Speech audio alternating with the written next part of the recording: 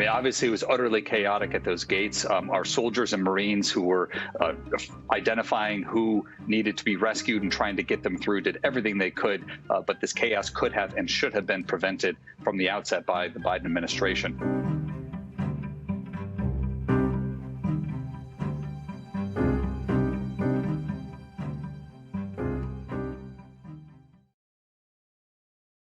Good afternoon and welcome to Washington Post Live. I'm Jackie Alemany, a congressional correspondent and the author of the Early 202, the Washington Post premier early morning newsletter that we have just relaunched today, formerly known as the newsletter called Power Up.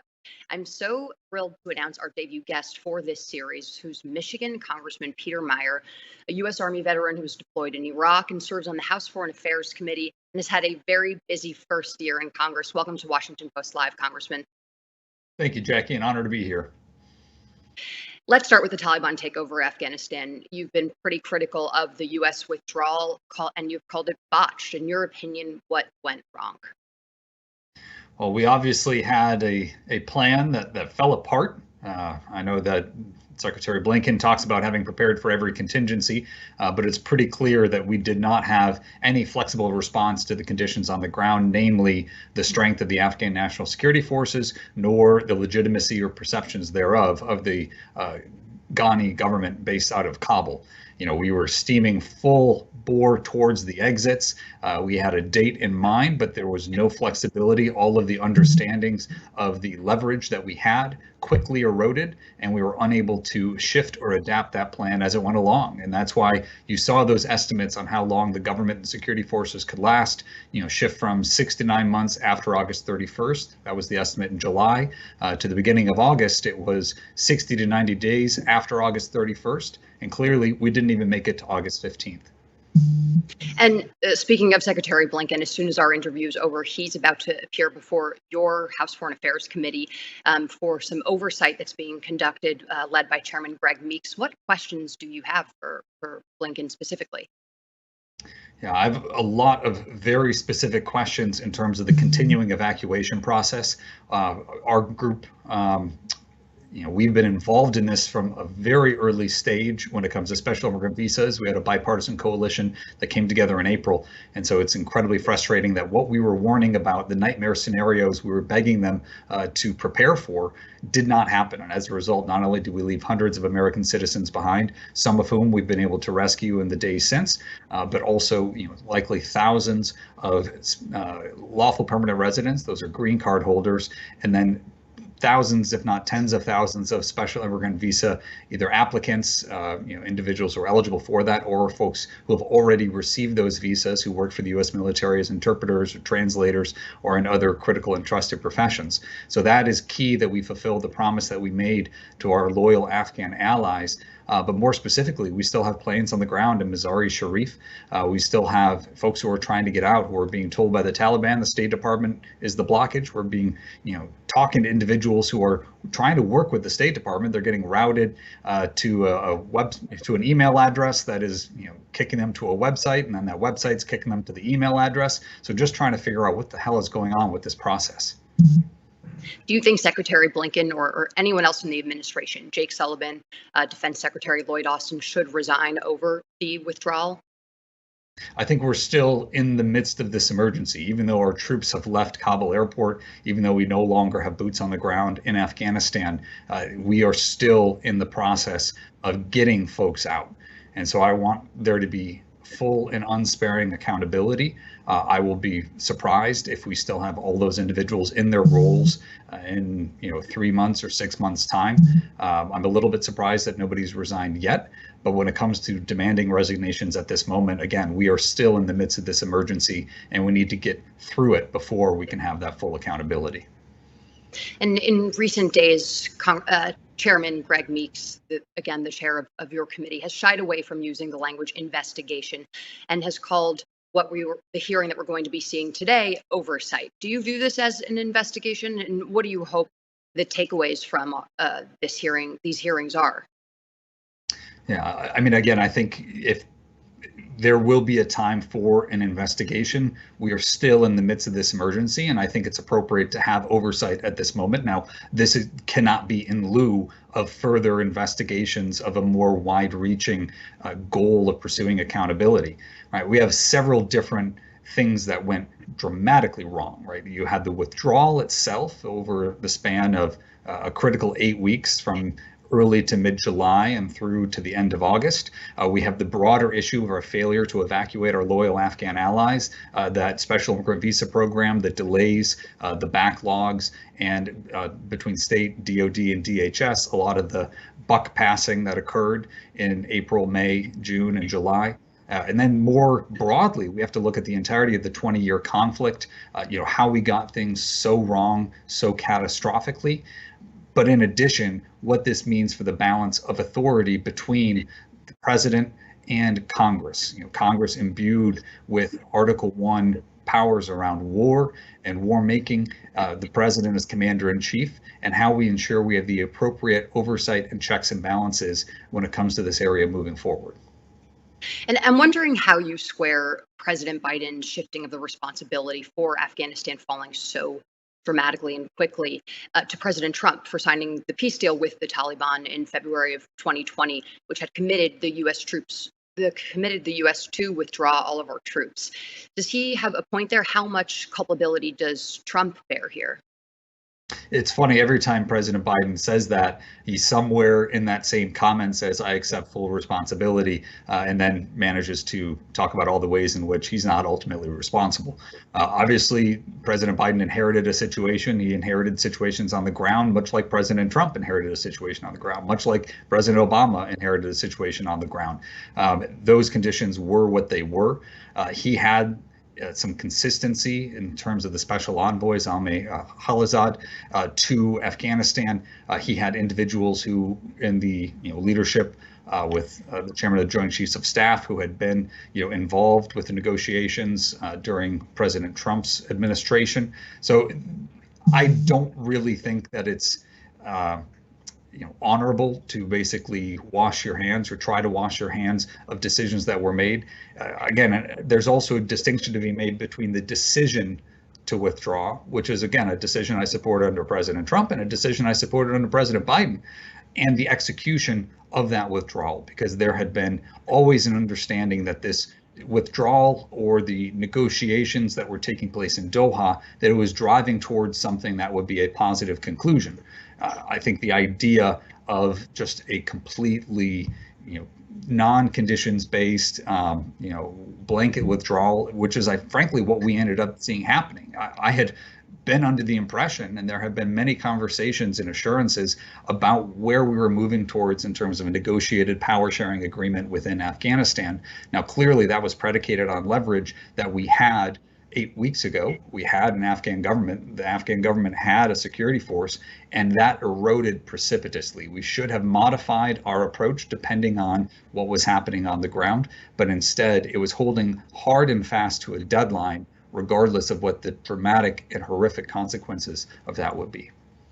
And if we take a step back here, you're a veteran of the Iraq War, and on Saturday, the country commemorated the 20th anniversary of 9/11. Do you believe that America is safer today than it was 20 years ago? And did our military involvement in Afghanistan and Iraq help or hurt that cause? There have certainly been some pretty dramatic improvements in terms of our intelligence collection capabilities, in terms of our reorganization of our domestic security apparatus so that we'd be better prepared to deal with threats, to identify them, to mitigate them. We're far more effective at going after our adversaries. So there have been certainly some significant improvements. Now, where we have seen that fallen short is if you look at the global ranks of individuals committed to violent terrorism, they have certainly swelled since 9/11. Now, we were able to deny, at least temporarily, sanctuary for al-Qaeda within Afghanistan, so that was certainly an added benefit of our involvement over there.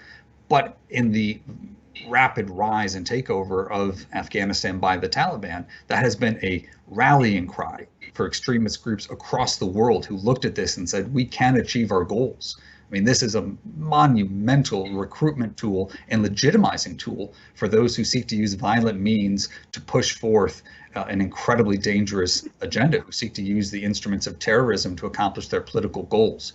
So I think it's hard to say that we are, safer in the world. We maybe have a more robust and competent homeland defense, but this has certainly been a 2-decade period that has seen some victories and plenty of failures. And some in your party have already sought to tie the increasing threats of terrorism in Afghanistan with the refugee crisis that our withdrawal has brought on as the U.S. takes in Afghan refugees and our allies. How are you making the case to your colleagues about why we should be taking in our Afghan allies and why that number perhaps should go up?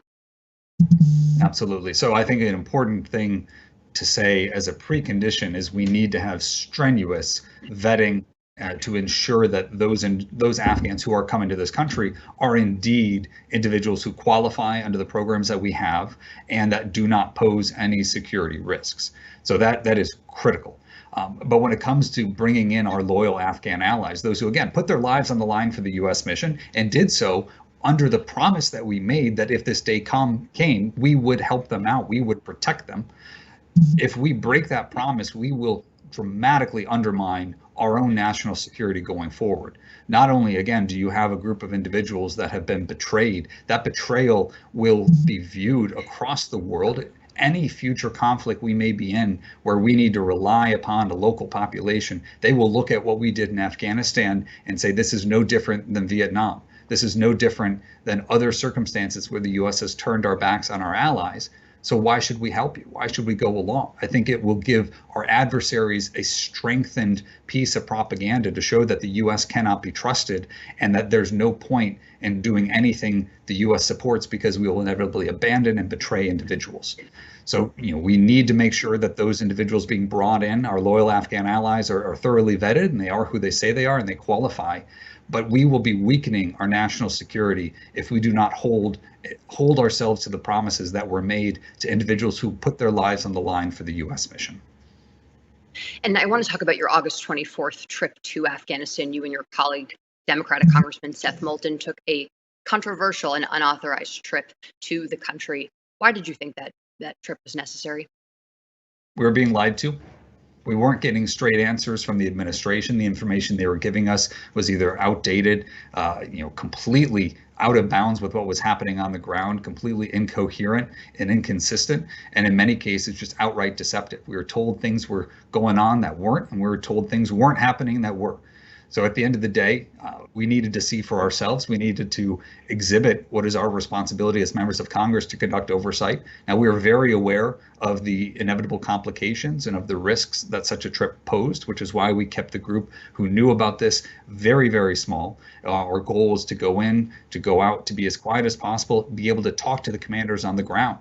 And we actually both went in thinking our goal was to try to get that deadline extended, that August 31st deadline extended. After seeing the conditions on the ground, after talking with our commanders on the ground, we realized that we weren't between a good option and a bad option, but between a bad option and a worse option. And that the bad option here was sticking with that deadline. The worst option was what would happen if the Taliban viewed us as having violated an agreement and just the incredibly vulnerable position our troops were put in. Some of the criticisms, though, levied at you and Congressman Moulton for making that trip, though, was that personnel were ultimately diverted for the purposes of providing protection to you and Moulton. I'm wondering, in retrospect, did you have any regrets about that trip, or if you had done it again, would you have gotten prior approval to making the visit? No, when it comes to that accusation, which ironically, we started hearing that after somebody within the administration leaked to your paper that we were on the ground there. We had to accelerate our timeline because, again, we didn't want to create any additional risk or considerations. Now, mind you, the CIA director, we later learned, was in Afghanistan at Kabul airport earlier that day. The only resources that we used, and again, we had planned to be entirely independent of any governmental courses of support. There were a number of organizations on the ground who we were coordinating with, and we were prepared to work with them. At one of the general's continued insistence, we did go with a member of his security detail that was only being used. That was only working when he was conducting a movement. He said there were no movements planned for the end of the day, so this would not have drained any resources away from their ongoing mission. Because that was our number one thing we did not want to do, is to take away or distract personnel. In addition, we waited several flights after the ones that were available. Again, because we did not want to take seats away from anyone who may be trying to leave. We waited until there was a C-17 with jump seats that could not be occupied by any Afghans who were trying to leave, nor were there military personnel who were being repositioned. So that was our initial and consistent overriding imperative. We obviously needed to get oversight. We needed to understand what was going on, because we weren't getting that, but we also were aware of some of those complications and took every step to mitigate. And are you or your office in touch with any Americans that are still currently stuck in Afghanistan, or any of our Afghan allies who are trying to get over? Can you give us a status update on how your office is dealing with that right now? Yeah, the day that Kabul fell, our office quickly reoriented and retasked a quarter of our personnel to be focused almost exclusively on this issue. And remember, this is taking place during August recess, so I apologize to some of my staff who had other plans. But this was a critical issue that we could be at the forefront of making sure we were well prepared and well adapted to deal with. We ended up taking on an intern from one of the outside efforts so that we could directly plug in the massive civilian mobilization happening on the outside with resources and have that degree of connectivity, so we didn't have some of the silos that we feared could end up having some complicating effects. So we're still in touch with several hundred individuals who are trying to get out. Right now, we do not have any American citizens directly among those numbers. There are still individuals who are permanent residents, in addition to a number of special immigrant, dozens, or likely over 100 special immigrant visa issued or applicant or eligible individuals, and then a couple hundred loyal Afghan allies or other individuals who don't qualify for the SIV program, but nonetheless are moving every night, going from safe house to safe house because the Taliban is looking for them. And I want to get to the topic of January 6th. You were one of the 10 Republicans who voted to impeach former President Donald Trump for his role in the January 6th insurrection at the U.S. Capitol. I'm wondering if you support the work of the January 6th Select Committee and the decision by Liz Cheney and Adam Kinzinger to participate in this investigation. My vast preference would have been for a bipartisan independent commission. I think it was a tremendous missed opportunity for the country and for the Congress that was not passed by the Senate. I remain frustrated that is the case. The point at which we're at right now, I'm not able to offer one assessment or another when it comes to the Select Committee that was put together by Speaker Pelosi. I obviously want there to be a full investigation and want that to be transparent and nonpartisan. But again, this is still very much in the early stages, so I'm reserving any comment on the work that they're doing. I'm wondering, though, if you think that your party is taking the aftermath of the January 6th insurrection seriously enough. This morning, a white supremacist with a bayonet and a machete was arrested outside of the Democratic National Committee headquarters, and fencing is about to be erected to surround the Capitol once again in advance of the September 18th protest that's being planned by supporters of the defendants who are currently being detained by the government for their involvement in the January 6th riot. Do you think Republicans could be better grappling with how to prevent another act of political violence like we just saw from happening again? And frankly, I think we need more honesty.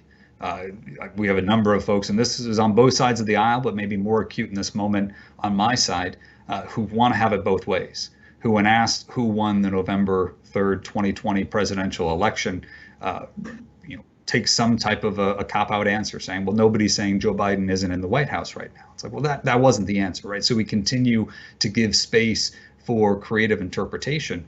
I think it's important, if somebody believes the election was stolen, ask your elected official if they believe that, and don't take vague concerns around election integrity for an answer. Now, we've seen what that can be done when individuals feel like they're being, winked and nodded to.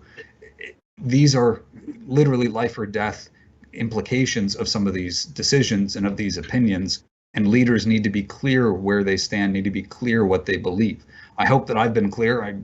You can look up the interviews I've given on issues of political violence, and I've been pretty unsparing in my criticism of those who give aid and comfort to individuals who seek to use coercion, intimidation, or violence in order to accomplish a political objective. That has no place in our politics. We need to hold leaders to the highest standards. That's one of the reasons why I voted the way I did on January 13th. But this is not an issue that has any one home in either party. It is a very, very dangerous temptation of politics, and we need to ensure that any leader worth their salt does not give in to the slightest inclination there, and hold those who do, who tap dance around these dangerous games, that we hold them to account. How concerned are you about a future act of domestic political violence happening from the far right? I think the likelihood of something we saw, or of a January 6th like event in the future is very low. I think that convening capability is no longer there, and we also, in benefit of hindsight, have law enforcement who add that to the list of potential fears and concerns and can better mitigate anything on that scale. I'm very worried about low-grade political violence. I'm very worried about the consequences of having the electorate believe in fantasies that may be self-soothing, but leave them at odds with reality, and leave them then in a position where a government or a political process that exists more on a realistic plane just seems increasingly out of touch and increasingly distant and removed from them. I think we need to collapse some of those gaps. We need to get folks on the same page again, and so much of that is incumbent upon leaders being truthful, not misleading. It doesn't even need to be an overt lie, though there are plenty who have trafficked in just full-blown lies and conspiracy theories, but not making any question of where you stand. I think it's important that leaders be honest and say what they actually believe, rather than just letting the people who look to them for support hear what they want to hear. And quick yes/no question for you before we have to wrap, unfortunately. Is Donald Trump still the voice of the Republican Party? I don't know that that's a quick yes/no. Unfortunately, Congressman, we're out of time, so I'm going to let it slide. I'm going to let it slide on that question. But thank you so much for joining us today. We really appreciate your time on such a busy day back to school. I appreciate it. Thank you. And I'm Jackie Alemany. Thanks, as always, for watching. To check out what interviews that we have going ahead, please go to thewashingtonpostlive.com to register and find out more information about our upcoming programming. Thanks so much for joining us today.